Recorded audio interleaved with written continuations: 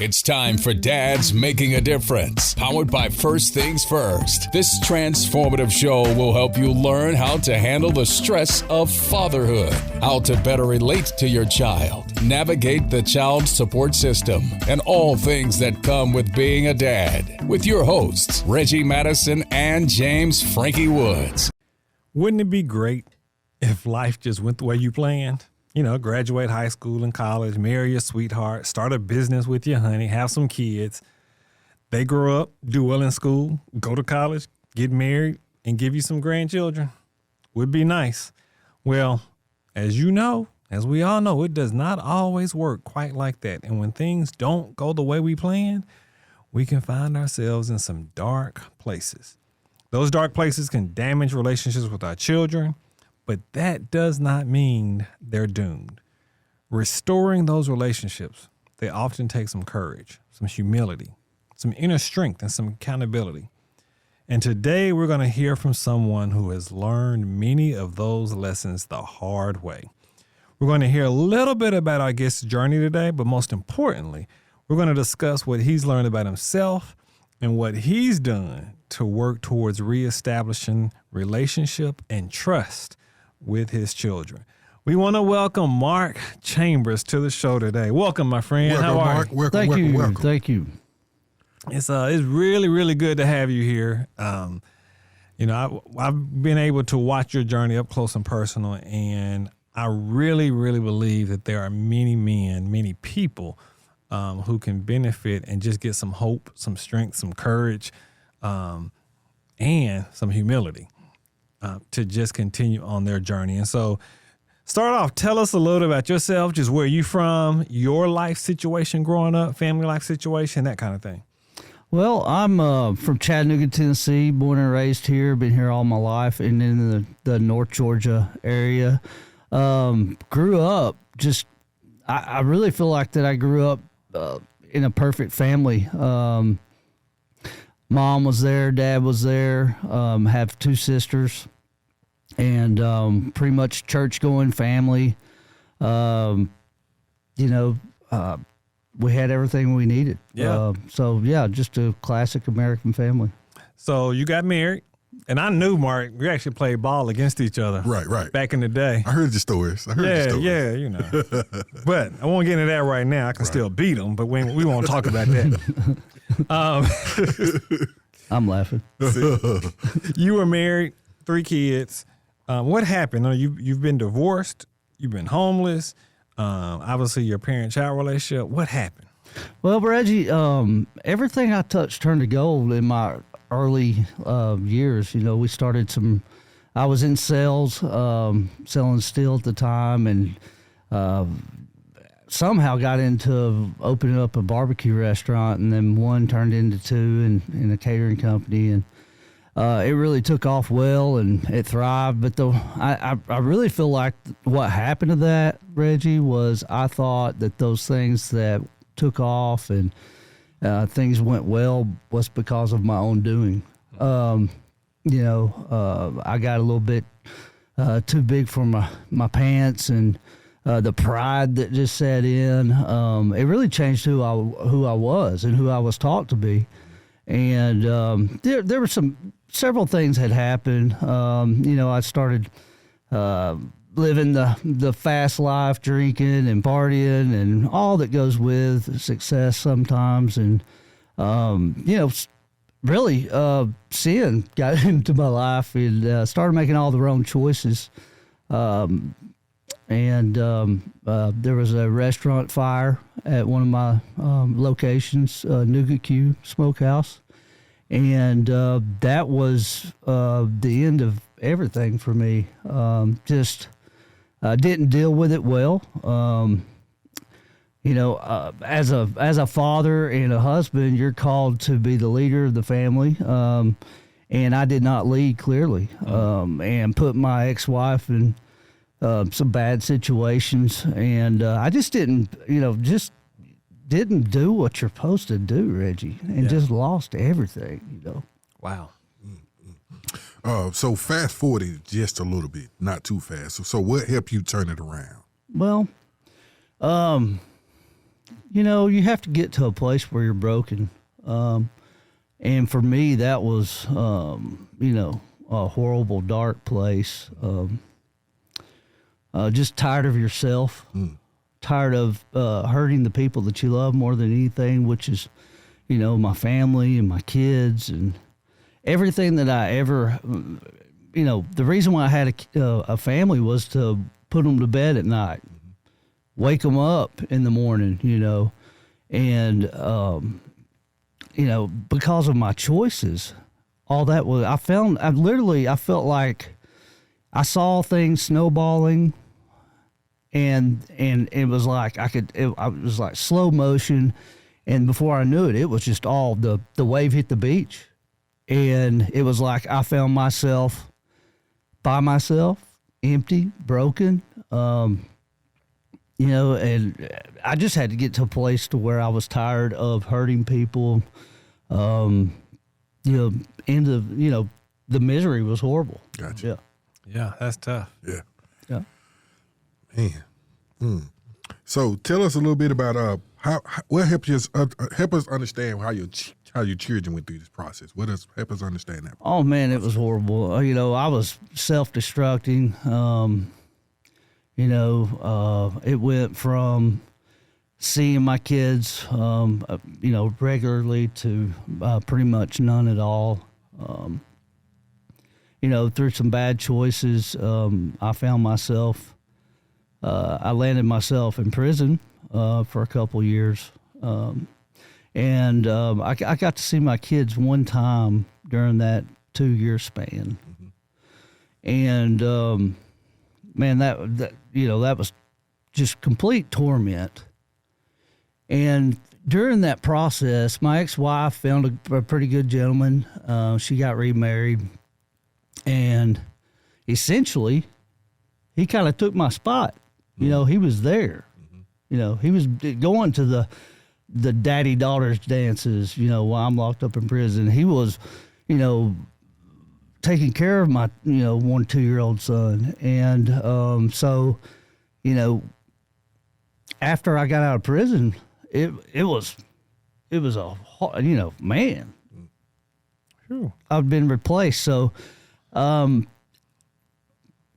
several times, you would try to make contact and try to work your way back into their lives and things, but they're kids, and you've just smashed them and been gone for 2 years. So, actually, every time I would see them, I felt so forced to make up for all this lost time. Right.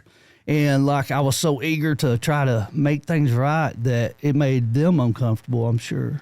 The guy that had been there in my place, it was friction, and there was, that caused a lot of problems in a lot of ways. But, so that this process went on for a couple of years, I think. And, it would be fine. You'd go meet them, you'd do stuff, you think you were getting somewhere, and then, whatever, a roadblock would pop up. Gotcha. An argument with the significant other or whatnot. And, I blamed my ex-wife. I was like, how could you let this happen, And through my process of getting me and Tammy are really good friends. Gotcha. And we're on, we got each other's back. That's your ex-wife. Yes. And that's the biggest asset a man can have with his kids is having your ex-wife on your side and you having the same common goal of what's best for the kids. Definitely. Keeping that flow open, being able to talk and be around each other. I mean, right now we sit at ball games together. We call on the phone and coordinate things together. And I didn't have that whenever I was trying to get back. Man, that's good. So what steps did you find yourself taking?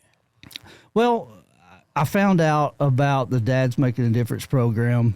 I was just there were so many things that I was just so broken and at, in my worst spot that there were significant things that were, I already knew these things. Mm-hmm. But I found out about First Things First through the child support services. And I called you up And I was like, wow, Reggie Madison, knew who you were right off the rip. But as I sat in these Dads Making a Difference classes, they started talking about, love languages. Yeah. The biggest thing for me, Reggie, was sending text to my kids. Hey, I love you. Hey, how you doing? I'm just Simple sending things. Right. And I, I was so marred in my mess that I didn't think about just doing the simple things. We want the big. We want to be able to go take them to Disney World. Right. When we've been gone, like you said, for 2 years. Right, And think right. they're just going to jump in and be like, I was trying to rush everything. Yeah, Right. Yeah. definitely. You're trying to make up for lost time. But that was huge for me, was just having somebody that has experience in reuniting dads with their families and going through, there was a complete program, different steps, different classes for different things, and being able to start from scratch one. Hey, you're here, which I was in bad shape. But to each week build off those things that you guys taught us, and to be able to hear stories from people that came back to our classes and success stories. But just what I did to change things is I had to put myself in my kids' place. I had to put myself in my ex-wife's place. And, there's a saying, boys make excuses, men make changes. yeah, that's good. And that's really where I had to get. And I think one of the biggest things I learned from you, Reggie, was that, and I don't know if you said it this way, but consistency breeds stability. Yep. So if you consistently seek out your kids or go after them in a good way, and you do that all the time, and at night they can say, they may not return your phone call, but hey, my dad's going to send me a text or something. Or even I've showed up at ball games. I didn't even get a head nod. I don't blame them. I wouldn't. That's tough, though. I wouldn't have wanted to talk to me either. That hurts. But just, having to just suck it up and, be humble Gotcha. and take what you get. When I started doing that, my life started changing with them. Wow. Gotcha. So I'm listening to your story, and a lot of fathers out here would have given up. A lot of fathers get in a situation where they give up. Could you tell us why you didn't give up?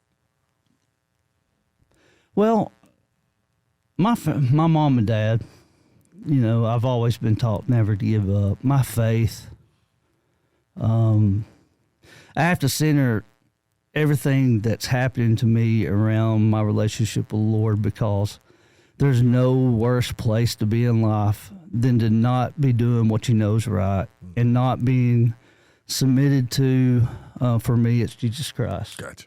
And once I got that taken care of and started following him and letting him do the work and just take care of my relationship with him, that's when things started changing for me. Yeah, often that helps you see yourself. And I would imagine that you talk about your relationship with Christ, that helps you see some of your issues or some of your, some of the problems you bring to the table that need to be overcome. Oh, right. Yeah, man. I'm just letting people like you, Reggie, and a couple other people just being open and honest. I had nothing to lose but just to be honest, so I could start taking care of all these defects that I have in my, my character. So you've put in a lot of work. Then give us a time frame. You and your ex-wife got divorced when? I think it was around 2012. I try to block. Yeah. Around So you're about looking at, 2012. at the time of this recording, that's 11 years now. Oh, yeah, man. This was and here's what I would like to tell a man that's out there listening. It doesn't matter how long it's been. it doesn't matter how bad it's been. But if you'll put in that work, man, I when I leave here, I'm going to watch my daughter. She's a senior. I'm going to watch her basketball game. Gotcha. She cheers. I don't give up on your family. Fight for your family. If you've got a wife and you're having problems, fight for that relationship. If your kids are out there and maybe you're separated from divorce or maybe you're separated from whatever, go to bat and get ready and go fight for it, man, because the most wonderful thing that's ever happened to me in my life is having my relationship back with my kids. It made me a man again. Yeah. It filled that hole. And for me, when my kids were gone, Reggie, I didn't care. I've never been a drug addict or an alcoholic. I just didn't care because they were gone. And so, like, there's this whole life, I have this life and this huge hole along with my kids and Jesus Christ that's been filled. And, man, I just don't have anything that I'm upset about normally. I look forward to every day. Man. So please, if you're out there, please fight for your family and don't give up on your kids. Pursue them. What's the relationship like with your kids today? Man, I tell you, I've got 3. Savannah, she's an 18-year-old. She's almost like my mom, second mom. She's very motherly, excellent in the classroom, excellent in the cheer. She does the travel cheer. She was my hardest one by far. Yeah. She was hurt the worst. Yeah. And The oldest daughter losing dad like right. that. Yeah. That's a tough thing for any daughter, but especially when you're the oldest. But I tell you what, man, when she tells me she loves me now, it means so much to me. Wow. I worked for that to get that back. And I don't get it as much as I want to, right? But, I mean, just to get to see my daughter live her life and so Sienna, she's my middle child. She's 15. She's always been, she was a little upset with me, but not quite as much. But just to get to see her grow up, the different phases of life. I've got a little boy, Noah. He's 12. I'm coaching him in ball. It's like a dream come true to be able to coach my son in ball. Definitely. Relationship's good. He's obviously my son because we butt heads like crazy. He's the baby, so I'm trying to get him to come out of that a little bit. But, we're just a normal family that have problems, but we work through them, and we all got each other's back, Sounds like that shame and that guilt. Once, like I said it before, once you get rid of that shame and that guilt, that's what makes you a great leader. And so today, I always like to give my brothers their flowers. And today is about Mark Chambers. Today, I want to say thank you from me and Dad's Making a Difference for doing what you're doing, for being so vulnerable, getting on this show. Me and you have conversations, and we always try to hold each other accountable. Right. But today is about you. So thank you, Mark, for being accountable. Thank you for being a great listener. Thank you for being a great voice to the fathers out here in the world. And don't give up because we are holding each other accountable. And thank you for what you're doing today. Thank you. And I hope people are learning just from your vulnerability and from your humility, that, some great things can happen regardless. I've heard you basically say, it was my fault. Right. No, it's all my fault. And so that stops some of the fighting with the ex-wife, Yeah. on her role in this and that. Mm-hmm. And it sets the groundwork. And it's hard for guys to get that. But like you said, that pride thing can tear you up. How has your perspective of fatherhood changed?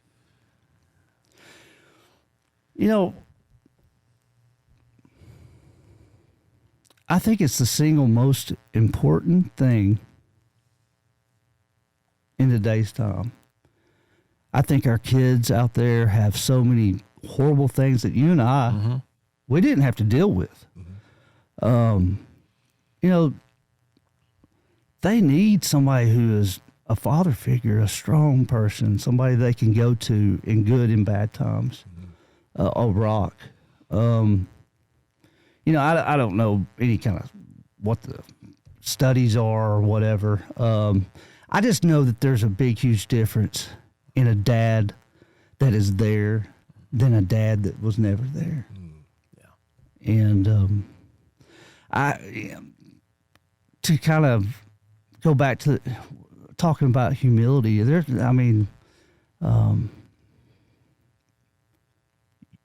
don't have anything to lose.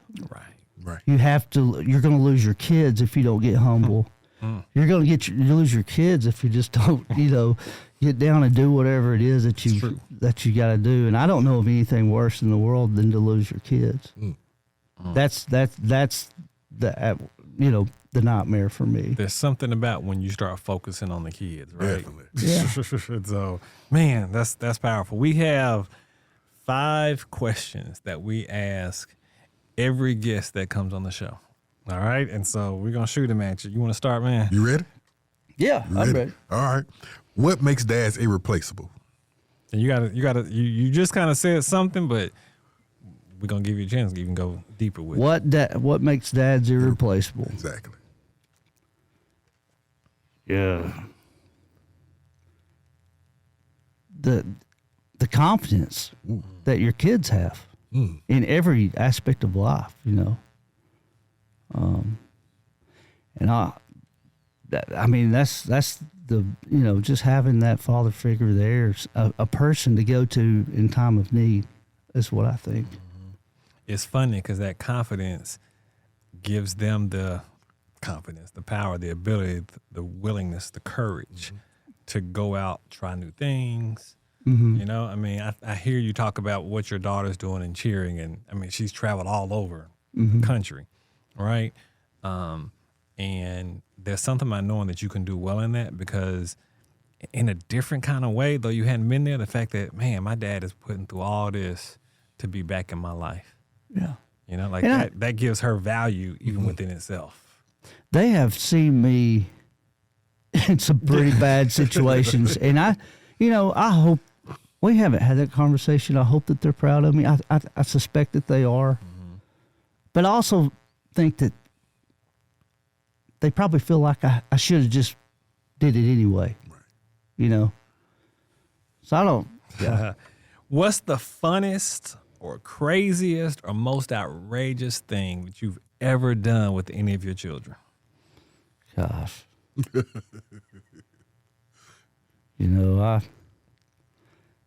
I'm drawing a blank on that one, Reggie. I think those days for me are yet to come. Gotcha. I really do think that those days are yet to come for me, so I look forward to that. It sounds like a part 2, Reggie. It does. Oh, gotcha. It sounds like a part 2, so we can see what you got going on. So, what advice would you give your younger self?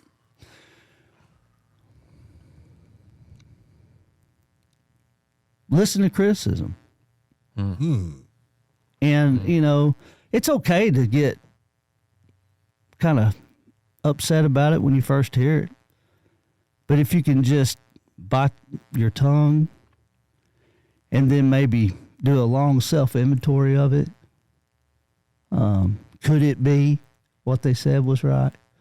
Boy, I would have learned. I wouldn't have went through half the things that I went through.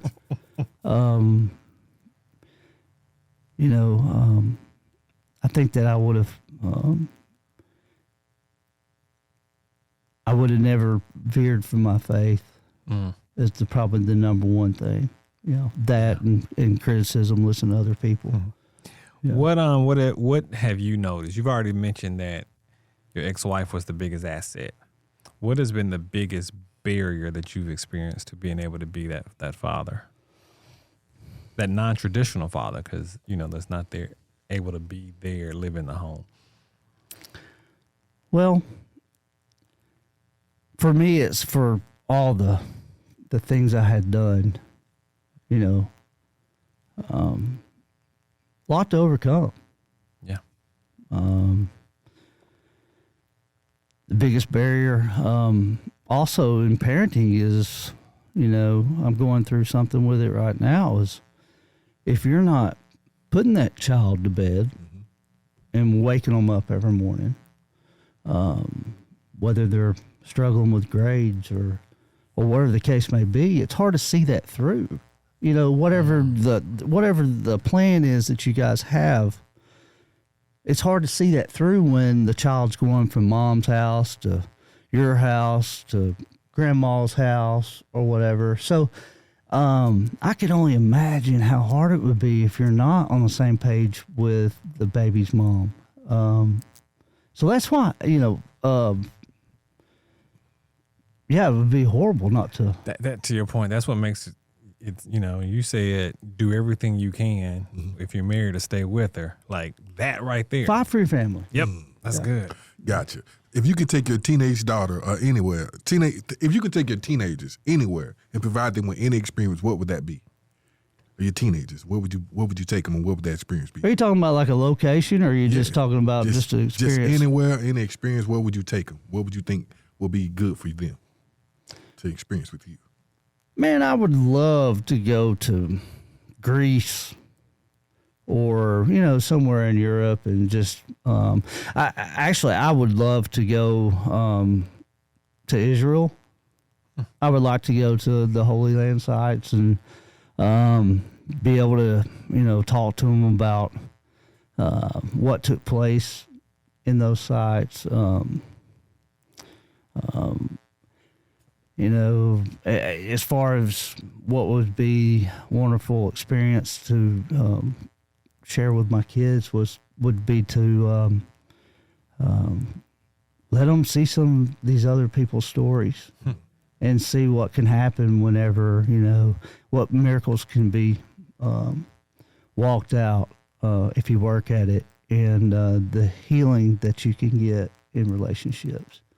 And what happens if you just put in the work and don't quit, Well, man, I am proud of you. Like I remember when you were on the street, and to see the health that you walk in now and the ability to where you don't have to wear a mask and put on the front. But what you see is what you get, and you're not perfect, but just your journey and the fact that you had strength that you didn't even realize you had.